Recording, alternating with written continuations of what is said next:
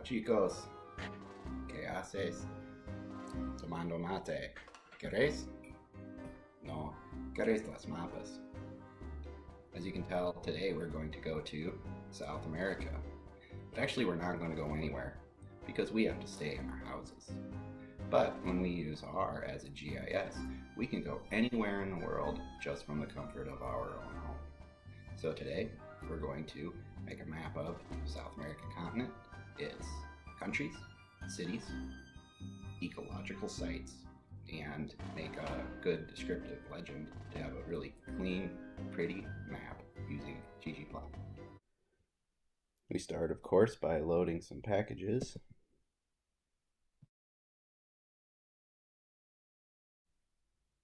We're using all of them that we loaded from the last one, Tidyverse and SF, and our packages that connect us to the natural Earth dataset. For our example today, we are going to access the natural Earth dataset and pull out information for the entire continent of South America, having it returned as an SF object. We can see the different columns in there, same as Canada before. Look just at the top entries for 2 of those columns. Now, because we have more than one country, we can see how we have their economies delineated here.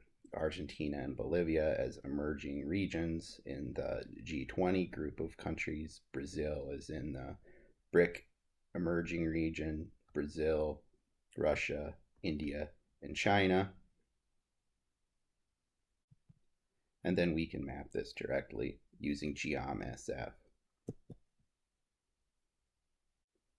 Just the default plot from GeomSF with the countries outlined, and we can see that it's vertical, and we can see that GeomSF is appropriately handling the differences in degrees latitude, degrees longitude, and giving us this upright vertical graph. Because SF objects are Tibble types, we can use Tidyverse verbs to process some of these spatial data. So say we just wanted an outline of the entire continent without the individual countries represented, we could either go find a shapefile that had that, or we could create it ourselves. Removing internal division is called dissolving in GIS speak. Here we're going to use the SF function stArea to generate an area, and then we're going to summarize it by all of that area. In the end of that operation will be a single unit that is defined by the outer border of all of the countries, the continent.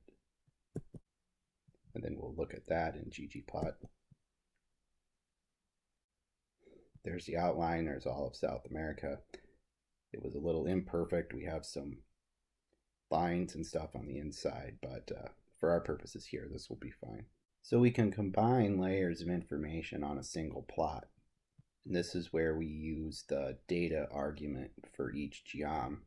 We've seen so far, we've gone between piping data into the ggplot, we've put the data in the ggplot, and of course the third way we can assign data to a layer in ggplot is to use the data argument in each geom.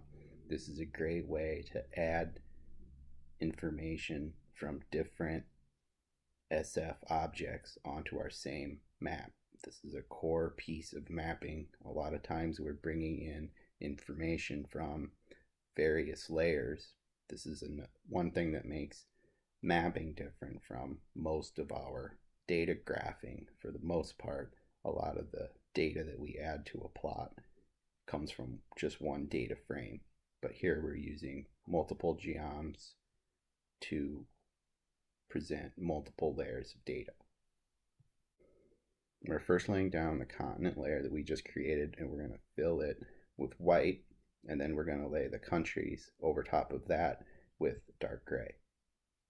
That's the boundaries with no fill. So what this gives us is a nice map where the fills at the country level contrast with the gray background of the default theme. So of course we aren't just always interested in outlines. A lot of times we want to show information on our map.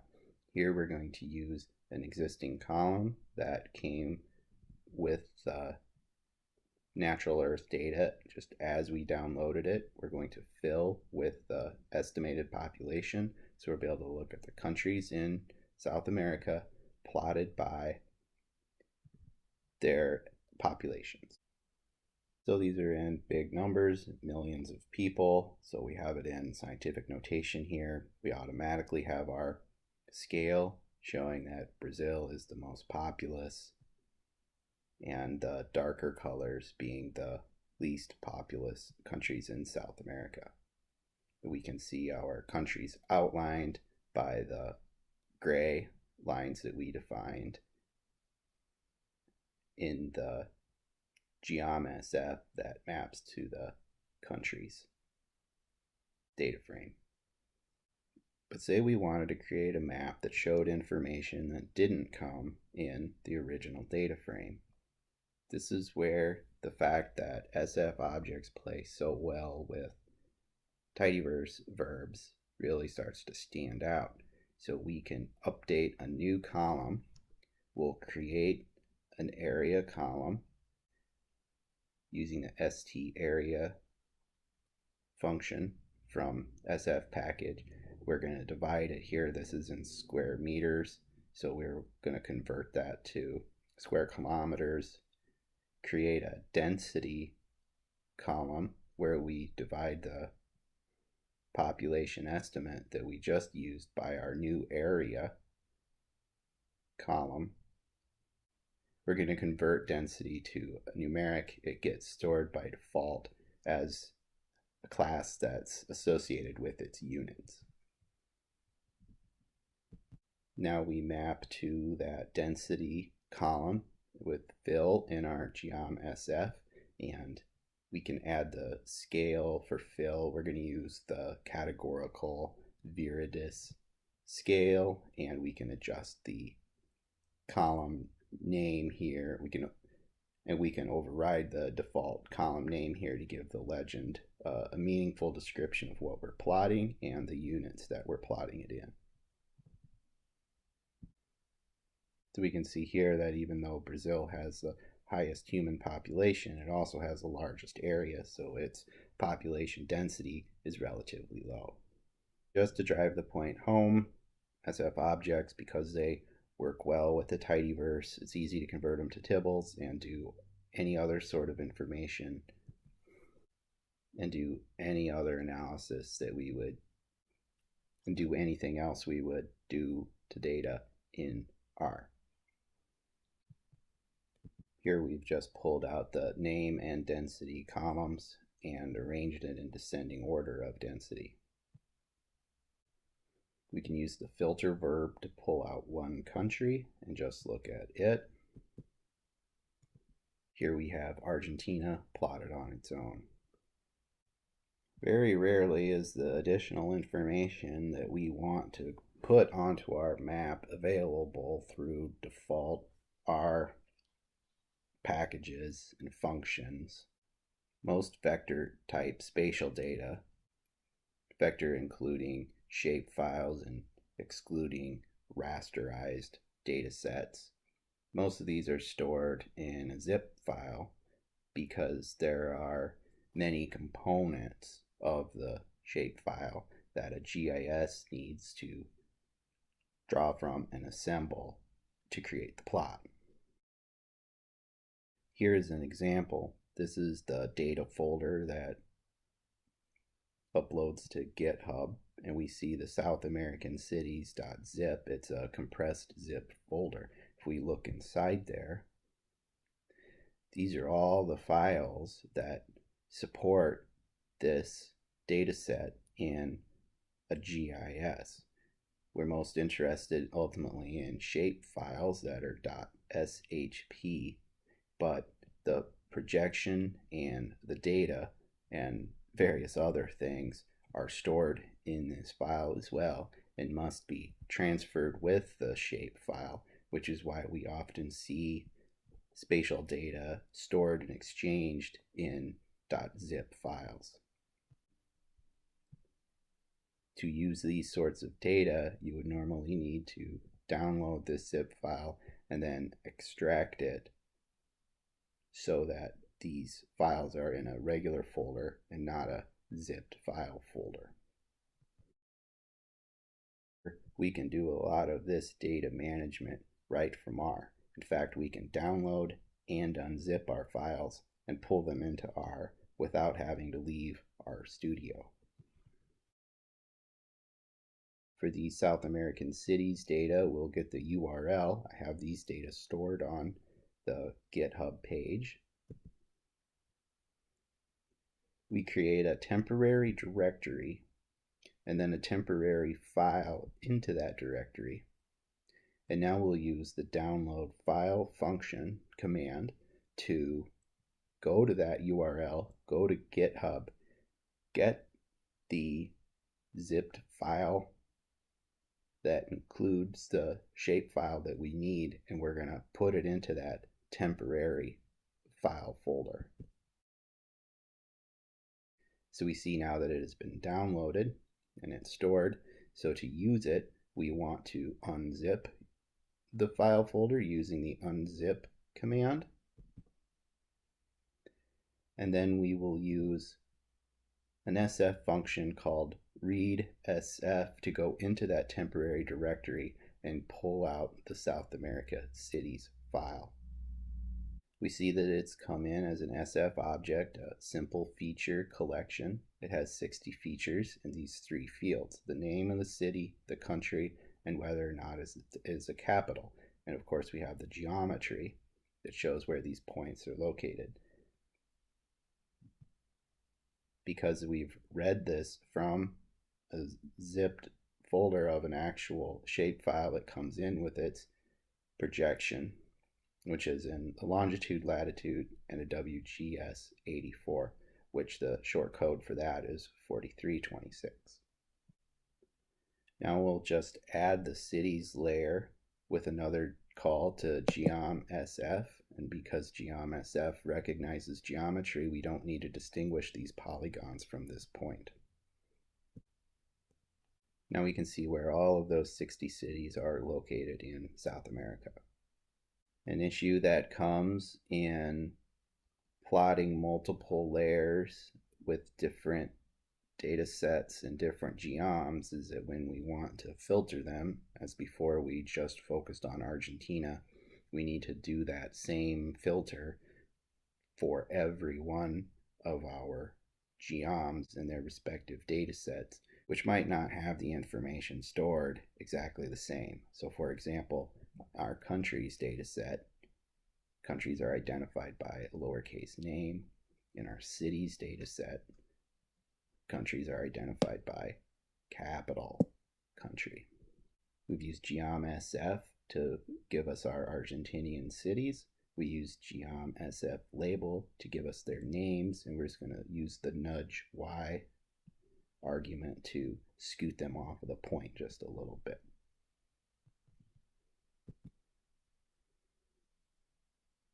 I think we can ignore that warning, and here we see these cities plotted. Comodoro Rivadavia, here on the coast. Buenos Aires, set off the coast in the Rio Plata.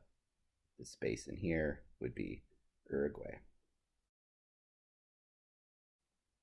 We will continue to add more information to our map, this time using some vegetation data defined as EPA ecoregions that have been specified for Central and Southern America and posted online at ecologicalregions.info. Again, we will define a URL, create a temporary directory and temporary file, and then download the zip file from that URL and put it in the temporary file. We'll unzip the file and use readsf to convert that shapefile and its multiple different files that came with that in that zipped folder, create an SF object called EPA SCA. We call it SCA here. We look at it, and indeed we have our Tibble type object with 3,500 or more features. Note that we don't have an EPSG here, but it is, the projection is defined instead in this alternate argument called the projection for string. This is another more advanced system used in GIS. What we'll do, so it's carrying the projection information, and we're able to convert it with a call to the EPSG. We can convert it by using the CRS argument to go to the EPSG.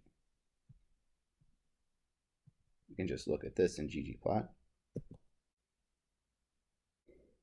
With over 3,500 features, this chugs quite a bit to get it out in ggplot, and then we see that the continent, which includes South America as well as Caribbean nations and Central America, are divided up into these features that represent different ecological regions. We can see that the default projection includes some curvature.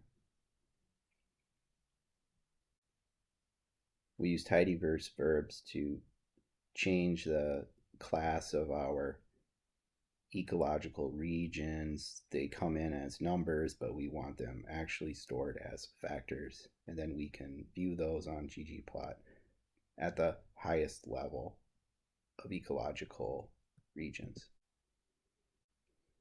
And there's our map of level 1 ecological regions plotted by different colors, and a legend automatically added to the right side of the map.